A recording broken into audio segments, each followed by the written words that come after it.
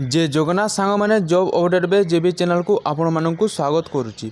प्रति वर्ष sub inspector post बाहर एसएससी रे Delhi police central arm police force जोटा कि बीएसएफ है सीएसएफ है आईटीबीपी एसएसबी रे आपण माने डायरेक्ट सब इन्स्पेक्टर हो पारे। यह मे मसरे बाहर एवं जून मसरे यार लास्ट डेट रही मुझे डायरेक्ट ऑफिशियल वेबसाइट को आसिक मुझे देखो जेनटा कि टेंटेटिव वैकेंसी रही अच्छी sub inspector in Delhi police central arm police force examination 2024 यार पेपर 1 सीवी है मे मसरे यार वैकेंसी आसो एवं जून मसरे यार लास्ट डेट रहिबो एवं अक्टोबर एवं नवेम्बर यार एग्जाम हेबा बोली एथिरे लेखा होईची। एही वीडियो रे मु आपण मानकु कहबो टोटाल पोस्ट केते अछि, शिक्षागत योग्यता कोन रहइबो, सिलेक्शन प्रोसेस कोन रहइबो, सिलेबस कोन रहइबो, प्रति वर्ष कट ऑफ केते जाउची एवं हाइट वेट चेस्ट कोन रहइबो मु आपण मानकु फुल डिटेल्स कहि देबे। आपण माने वीडियो को लास्ट पर्यंत देखंतु सब किछि डिटेल्स जानि पारिबे एवं जो माने चैनल को नुआ करी आसीचंती सब्सक्राइब करि नेबो एवं पाखरे थवा बेल आइकन को दबाइ देबो। सर्वप्रथमे एमिति जॉब अपडेट नोटिफिकेशन आपण पाखन को प्रथमे पहुंची पारिबो।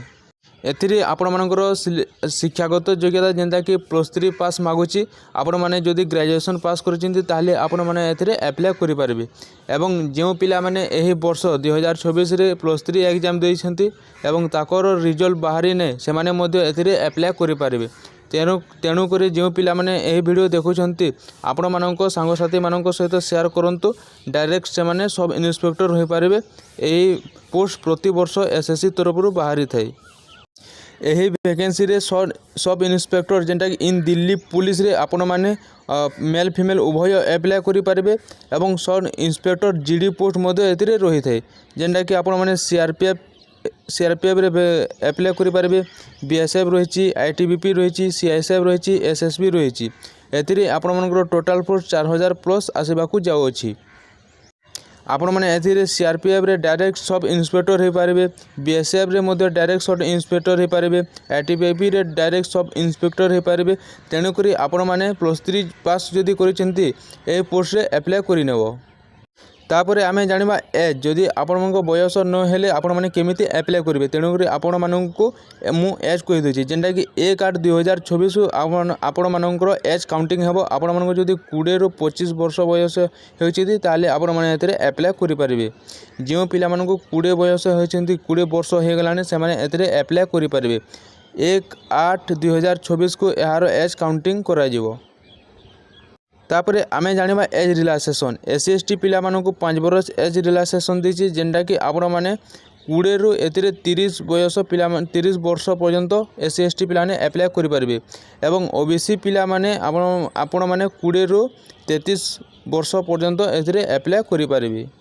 एतिरे आपण मानकर लेडीज मानक दिछि जेंटा कि विंडो आपण माने जे लेडीज मानकर डिवोर्स होइतबा किंबा हजबैंड मानक ठारो अलगा रहितबा से माने एथिरे 35 वर्ष पर्यंत अप्लाई करि पारिबे एवं आपनकर एक्स सर्विसमैन मानक मध्य एज रिलेशन एथिरे दियो अछि।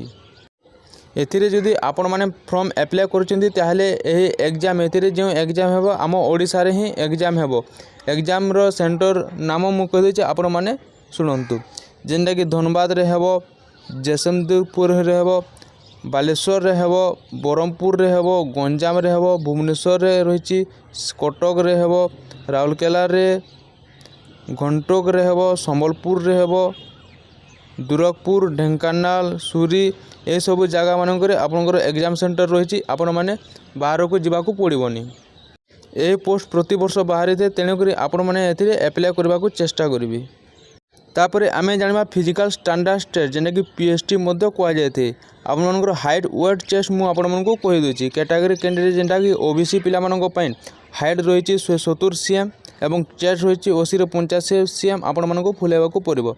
तापरे आपण मानकर रहला male candidate belong to hill area जेन माने अछंती उत्तर प्रदेश, गोरख काश्मीर ए मानव पिला मानक पई जेंटा कि 165 सीएम हाइट रहिछि एवं चेस्ट होछि 80 ରୁ 85 सीएम। तापरे आमे जानबा एससी एसटी पिला मानक पई जेंटा कि 162.5 ସେଣ୍ଟିମିଟର ଯେନ୍ଟାକି ହାଇଟ୍ ଦେଇଛେ ଏବଂ ଚେଷ୍ଟ ଦେଇଛେ 77 ସେମ୍ରୁ 82 ସେମ୍ ଫୁଲେଇବାକୁ ପାରିବ।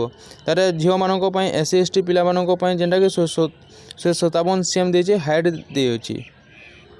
ତାପରେ ଆମେ ଜାଣିବା ଏକ୍ଜାମ୍। ଆପଣଙ୍କର ଏକ୍ଜାମ୍ ପେପର୍ 1 ହେବ ଏବଂ ପେପର୍ 2 ହେବ। ପେପର୍ 1ରେ କ'ଣ ରହିଛି ସବଜେକ୍ଟ ରହିଲା ଯେନ୍ଟାକି ଜେନେରାଲ୍ ଇଣ୍ଟେଲିଜେନ୍ସ ରିଜନିଂ ଅଛି ଆପଣଙ୍କର 50ଟା କ୍ୱେଶ୍ଚନ୍ 50 ମାର୍କ ରହିଛି।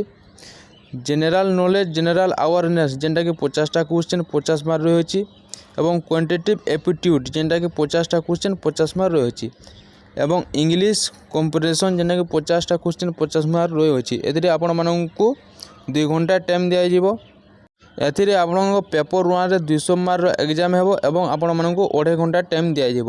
ତାପରେ ଆମେ ଜାଣିବା ପେପର୍ 2। ପେପର୍ 2ରେ ଇଂଲିଶ ଲାଙ୍ଗୁଏଜ୍ କମ୍ପ୍ରିହେନ୍ସନ୍ ରହିଛି। ନମ୍ବର ଅଫ୍ କ୍ୱେଶ୍ଚନ୍ 200ଟା କ୍ୱେଶ୍ଚନ୍ 200 ମାର୍କ ରହିଛି। ଏଥିରେ ଆପଣମାନଙ୍କୁ 2 ଘଣ୍ଟା ଟାଇମ୍ ଦିଆଯିବ। ଏଥିରେ ବୋନସ୍ ମାର୍କ ମଧ୍ୟ ରହିଛି। ଆପଣମାନଙ୍କ ପାଇଁ ଖୁସି ଖବର ରହୁଛି ଯେନ୍ଟାକି ଆପଣମାନେ ଯଦି NCC ସାର୍ଟିଫିକେଟ୍ ରହିଛି ତାହେଲେ ଆପଣମାନେ ଏଥିରେ ବୋନସ୍ ମାର୍କ ପାଇପାରିବେ। ମୁଁ ଆପଣମାନଙ୍କୁ ଶୋ କରାଇ ଦେଉଛି ଯେନ୍ଟାକି ଆପଣମାନେ ଦେଖିପାରୁଥିବେ। NCC C ସାର୍ଟିଫିକେଟ୍ ଥିଲେ ଆପଣମାନଙ୍କୁ 10 ମାର୍କ ମିଳିବ। NCC B ସାର୍ଟିଫିକେଟ୍ ଥିଲେ ଆପଣଙ୍କର 6 ମାର୍କ ମିଳିବ। NCC A ସାର୍ଟିଫିକେଟ୍ ଥିଲେ ଆପଣମାନଙ୍କୁ 4 ମାର୍କ ଏଥିରେ ମିଳିପାରିବ। ଆପଣମାନଙ୍କୁ ସିଲାବସ୍ କହିଦେଇଛି ଆପଣମାନେ ନୋଟ୍ କରିନେବେ। ଯେନ୍ଟାକି ପେପର୍ 1ରେ ରହିଲା ଜେନେରାଲ୍ ଇଣ୍ଟେଲିଜେନ୍ସ ଆଣ୍ଡ ରିଜନିଂ ଆପଣମାନଙ୍କୁ ଏଥିରେ ଦେଇଛି ଯେନ୍ଟାକି ସବୁକିଛି କେଉଁ ଟପିକ୍ରୁ କ'ଣ ଆସିବ ଏବଂ କେଉଁ ପାରାଗ୍ରାଫରୁ ସବୁକିଛି ଏଥିରେ ଡିଟେଲ୍ସ ଦେଇଛି ଆପଣମାନେ ଏହାକୁ ନୋଟ୍ କରିନେବ। ତାପରେ ରହିଲା ଆପଣଙ୍କର general knowledge and general awareness ଏଥିରେ ମଧ୍ୟ ରହିଛି ସବୁକିଛି ଆପଣମାନେ ଚେକ୍ କରିନେବେ। ତାପରେ ରହିଲା କ୍ୱାଣ୍ଟିଟେଟିଭ୍ ଏପ୍ଟିଟ୍ୟୁଡ୍ରେ ମଧ୍ୟ ସବୁକିଛି ସିଲାବସ୍ ଦେଇଛି ଆପଣମାନେ ଚେକ୍ କରିନେବେ। ଇଂଲିଶ କମ୍ପ୍ରିହେନ୍ସନ୍ରେ ମଧ୍ୟ ରହିଛି। ତାର ପେପର୍ 2ରେ ଯେନ୍ଟାକି ଇଂଲିଶ ଲାଙ୍ଗୁଏଜ୍ରେ ମଧ୍ୟ ସବୁକିଛି ଦେଇଛି ଆପଣମାନେ ଚେକ୍ କରିନେବେ। ତାପରେ ଆମେ ଜାଣିବା ଫିଜିକାଲ୍ ଏଫିସିଏନ୍ସି ଟେଷ୍ଟ ଯେନ୍ଟାକି ଆପଣମାନଙ୍କୁ ରନିଂରେ କ'ଣ ରହିଛି 100 ମିଟର ପିଲାମାନଙ୍କ ପାଇଁ କହୁଛି ଯେନ୍ଟାକି 100 ମିଟର ରେସ୍ ଇନ୍ 16 ସେକେଣ୍ଡରେ କ୍ଲିୟର କରିବେ। 1600 ମିଟର ଯେନ୍ଟାକି 6.5 ମିନିଟ୍ରେ କ୍ଲିୟର କରିବେ 6.5 ମିନିଟ୍ରେ।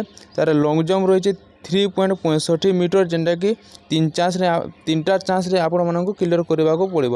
ହାଇ ଜମ୍ପ ଦେଇଛି ଯେନ୍ଟାକି 1.2 ମିଟର ଯେନ୍ଟାକି 3ଟା ଚାନ୍ସରେ ଆପଣମାନେ କ୍ଲିୟର କରିବାକୁ ପଡ଼ିବ। ସର୍ଟଫୁଟ୍ ଦେଇଛି କି ଯେନ୍ଟାକି 16 LBS ଦେଇଛି 4.5 ମିଟର ଯେନ୍ଟାକି 3ଟା ଚାନ୍ସ ମଧ୍ୟ ଏଥିରେ ରହିଛି। ତାପରେ ଆମେ ଜାଣିବା ଝିଅ ପିଲାମାନଙ୍କ ପାଇଁ ରହିଛି 100 ମିଟର ରେସ୍ ଇନ୍ 18 ସେକେଣ୍ଡରେ କ୍ଲିୟର କରିବେ। 800 ମିଟର ରେସ୍ ଯେନ୍ଟାକି 4 ମିନିଟ୍ରେ କ୍ଲିୟର କରିବେ। ଲଙ୍ଗ୍ ଜମ୍ପ ରହିଛି 2.7 ମିଟର 3ଟା ଚାନ୍ସ ରହିଛି। ହାଇ ଜମ୍ପ ରହିଛି 0.9 ମିଟର ଯେନ୍ଟାକି 3ଟା ଚାନ୍ସ ଏଥିରେ ରହିଅଛି। ତାପରେ ଆମେ ଜାଣିବା ମେଡ଼ିକାଲ୍ ଏକ୍ଜାମିନେସନ୍। ମେଡ଼ିକାଲ୍ରେ କାଣା କାଣା ହୋଇଥାଏ ଆପଣଙ୍କର ନୋକନି ଟେଷ୍ଟ ହୋଇଥାଏ ଆପଣଙ୍କର 6/6 ଆପଣଙ୍କର ଆଖି ଦେଖାଯାଇଥାଏ। ମେଡ଼ିକାଲ୍ରେ ବହୁତ ହାର୍ଡ଼ଲି ହୋଇଥାଏ ତେଣୁକରି ଆପଣମାନଙ୍କୁ ସବୁ ପ୍ରିପେୟାର ଯିବାକୁ ପଡ଼ିବ।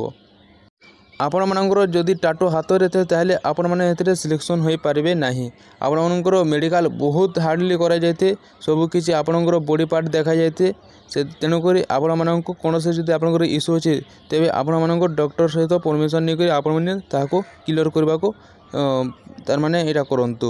ତାମାନେ ଭୋଟର ID କାର୍ଡ଼ ଏଥିରେ ତାରମାନେ ଡକୁମେଣ୍ଟସ୍ ଲାଗିଛି driving licence PAN card passport ID card employment ID ସବୁକିଛି ଆପଣମାନଙ୍କୁ ରେଡ଼ି କରିବାକୁ ପଡ଼ିବ।